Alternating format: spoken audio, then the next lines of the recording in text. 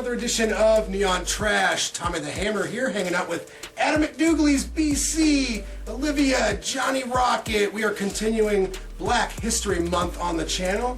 It is Olivia's pick. Olivia, what are we watching tonight? Get it out here. Yes! Oh, wow. Yes! And yes, Nice. that is a signed copy. That's real. Oh, wow. Yes. That is impressive. I've heard of this fabled copy. To Ben, in case anyone was wondering. And I have a picture with Spike Lee. Wow. It says alright. my name too. You Well, just can't see it. You guys know this routine. Check out the trailer. Peep that shit. When we get back, you guys are going to know our opinion on Do the Right Thing. From Spike Lee. Who told you to walk on my side of the block? Who told you to be in my neighborhood? On the hottest day of the summer. It's gonna be a scorcher today. You can do nothing. You the man. No, you the man. No, you the man. You the man. Back there! You can do something. Trust me. Mookie, the last time I trusted you, we ended up with a son. Or you can. Do the right thing. Rated R.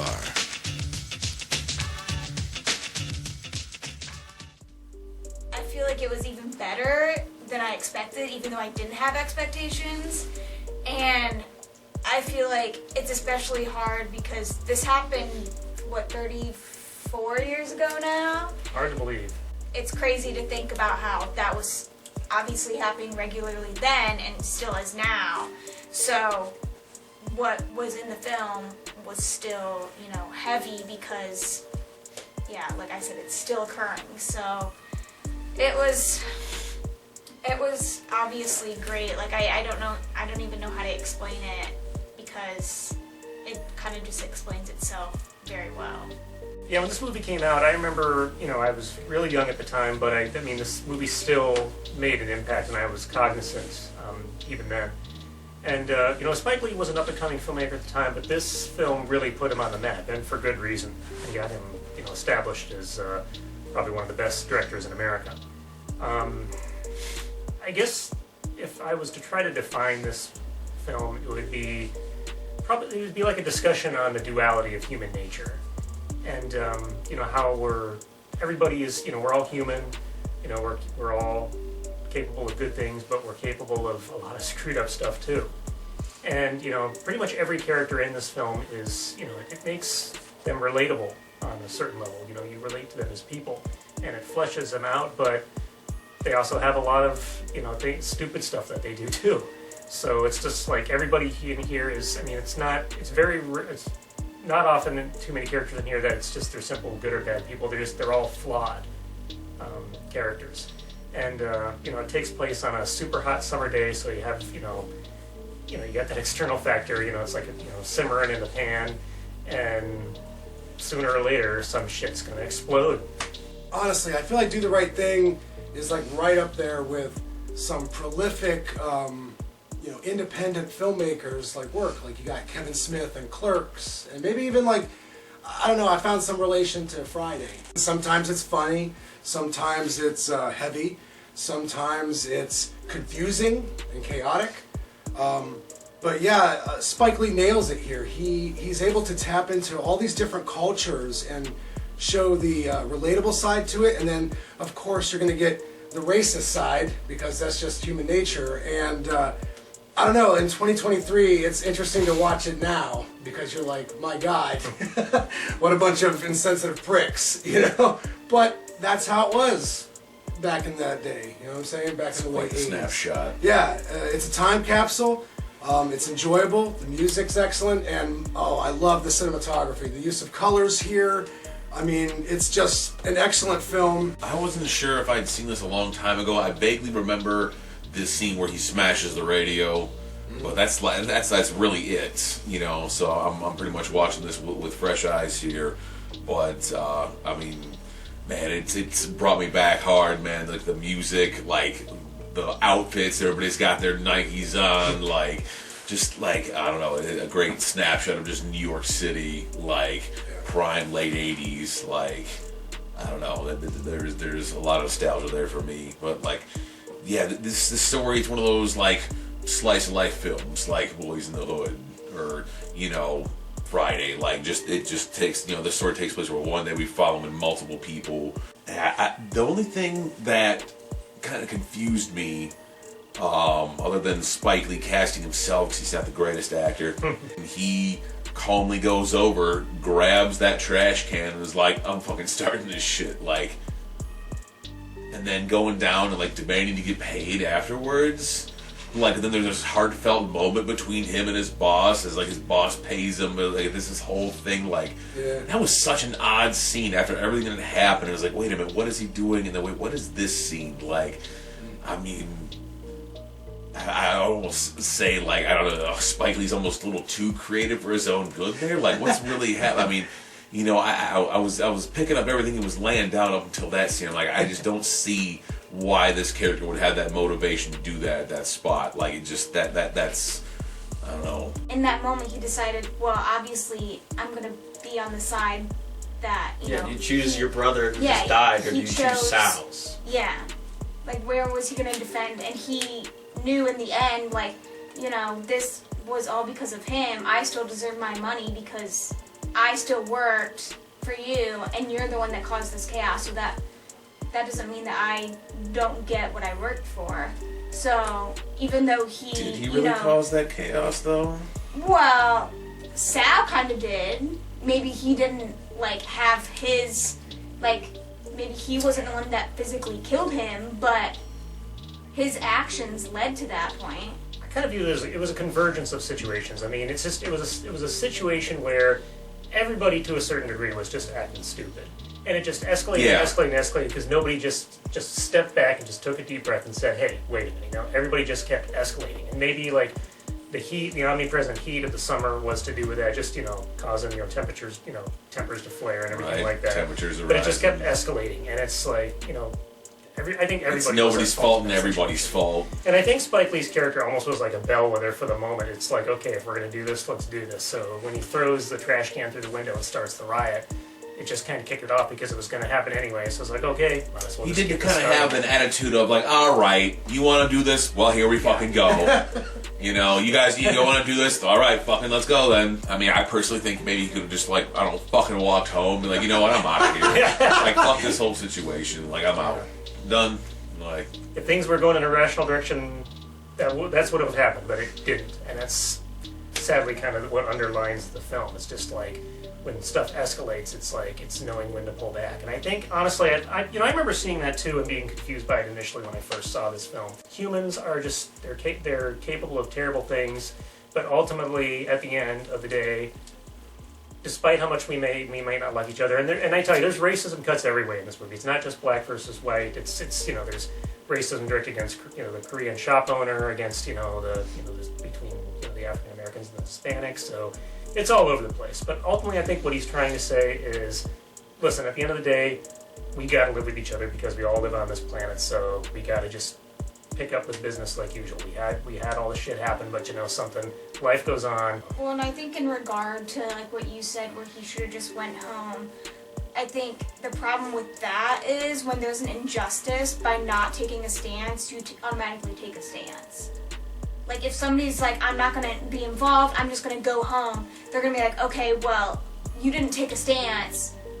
So, like, from a lot of people's point of view, that is taking a stance and going against, you know, your, like, brotherhood and your family. So, if he would have just went home, they would have been like, well, you didn't want to fight with us, and you didn't want to stand up for, like, who we are. So, in a way, like, yeah, that maybe would have helped things in a way. It wouldn't have saved his life, but it would have, you know, he would have made a stance, I mean, even if he didn't. They could look at it that way, but I mean, I would still see it as like, you know, more violence isn't the answer to violence. Like, well, yeah, but like what I was thinking, the title and I guess just the phrase "do the right thing" is every person, like that phrase means something different to them. Their experience, the right thing, was different for like Mookie compared to Sal. It showed their stance on it, and when you're in that moment and it's, you know, impacting everyone, you just, you know, you want to react. You do what you think is right. And that's what, you know. Sorry, violence is not the right thing. So that's just a personal stance there. Yeah, so. of course. I would say. I mean, I understand where. I'm sorry, I understand where they're coming from. But. I would say, if I were being murdered in cold blood by cops and my friends didn't have a reaction, I'd be pretty disappointed because I care enough where I would have that reaction.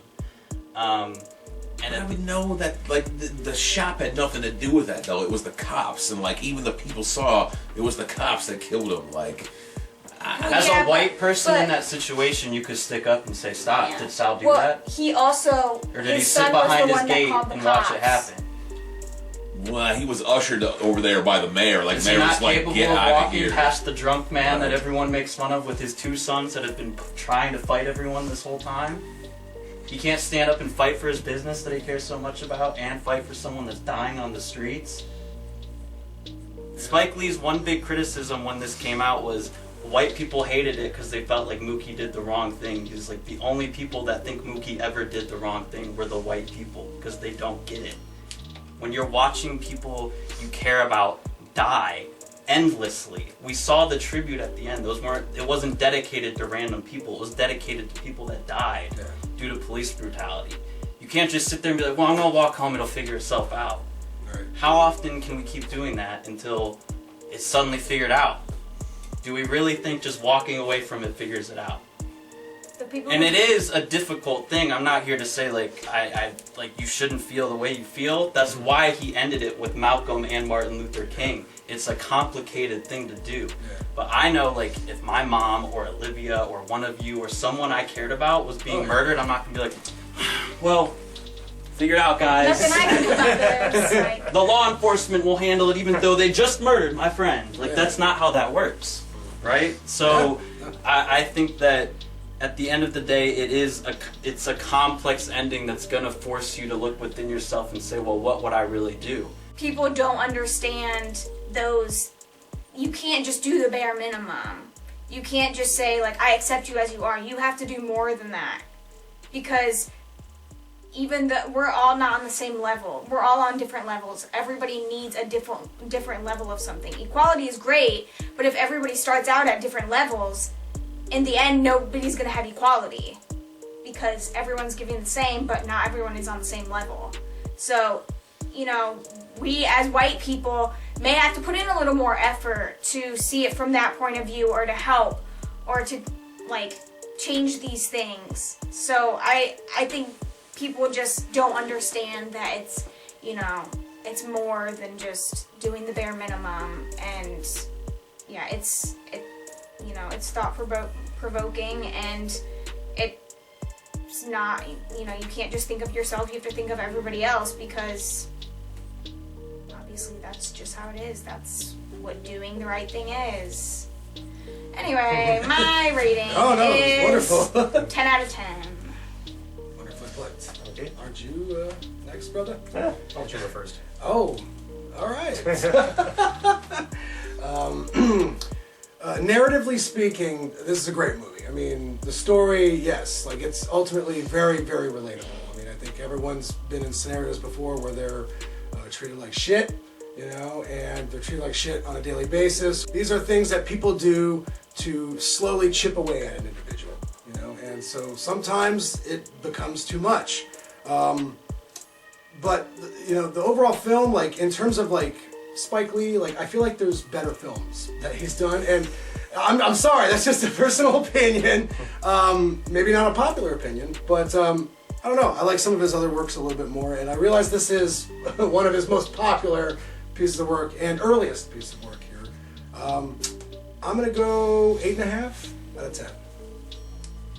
You know, part of what makes this a great film is looking and seeing the discussion that it elicits, and that's I think what speaks to the quality of the movie in terms of, you know, analyzing the human condition and trying to find maybe a better path forward. And yeah, I mean, this film, it's you know, it's controversial, but I think it's controversial in a good way because it gets you talking. And you know, the whole title, "Do the Right Thing," it just comes down to what is the right thing to do in this scenario. And you know, it's not always easy to know what that might be. And I wholeheartedly agree too, though, with Ben, though, that you can't just do nothing. You have to do something, and it's just a matter of, is the way forward, the right way to take. And it's also just kind of trying. I think really the beauty of this film, what lies at its core, despite all the ugliness that happens in it, is just getting to understand, that we're all human. We all deal with shit on a daily basis, and I guess it's just trying to get us to understand each other better. I'm glad we could talk about it the way we have. Honestly, it's kind of helped, turn myself around and made me think. Okay, well, maybe I could see why some folks are doing what they're doing, and how maybe somebody's decisions or inactions could, they could be faulted for, like it really is. Yeah, nobody's perfect here, and I don't know, definitely lends itself to the fact, we're all human, and I don't know, we're just trying to do our best, and we're trying to do the right thing here, honestly. So, I do wish it wouldn't have. I did feel like a little bit of wheel spinning here and there when it comes to just some of the scenes, with this young family he's like trying to raise. Like I really didn't feel a real connection with him and those the actress that played his girlfriend, wife, whatever. It was. But I mean, that's like the smallest nit to pick. So I'll give us 9 out of 10, with maybe even a little room to grow. There you guys have it. That is. Oh my God! Everybody's skipping. I'll tell you what happened. He jumped himself, and then gave it to me, and then it was my fault. blown out of the water. Totally screwing up the rotation. Yeah. As I said, there's something for everyone here to connect with because it's a human film. So it doesn't matter what background you're from. Every background is here. You're gonna have friends or people that remind you of people in this movie. Even your family. It doesn't matter. And for good reasons and bad reasons. Because everyone here is flawed. And so I think that Spike Lee's made he's made 2 masterpieces. I'd say Bamboozled and Do the Right Thing. And I think that Do the Right Thing ultimately has more for more people to grab onto than Bamboozled does. I think Bamboozled is very ambitious, and it's a perfect score for me as well, like I said, but I think this is the one that's timeless. This is the one that everyone will always talk about, and there's a reason for that. It's not just because it looks cool or that it's shot in a fun way or because there's good music. And yes, they're both dealing with racial stuff, but this is dealing with like everything. As I said, this is actually quintessential American cinema. This is the American experience, good and bad, funny and not funny, sad, depressing, everything in between. This is what it's like. And some people might not want to accept that. They might want to think it's all sunshine and rainbows over here, but it's not. And so how Spike Lee was able to craft all of these narratives together, and not seem like he's speaking down on any one person. And again, not even necessarily acting like he has the perfect answer, right? Like I said, it ends with both quotes from 2 of the most prominent, black figures ever. And I think the reason that Malcolm and Martin respected each other is even though one was strictly anti-violence and one was violence, and although there's plenty of people that would argue Martin Luther King would set things up on the grassroots to actually cause some trouble. So that's already there. But they both were doing something. And they actually both died for what they were doing. They were willing to put themselves out there and speak or behave in whatever way they could to draw attention to the injustices that are still permeating throughout this country today. So I think that this is one of the most important films. 10 out of 10. Well, you know what I hope? I hope we've been informative. I think we've been something. Until the next time. Tune in Tune in to Neon Trash.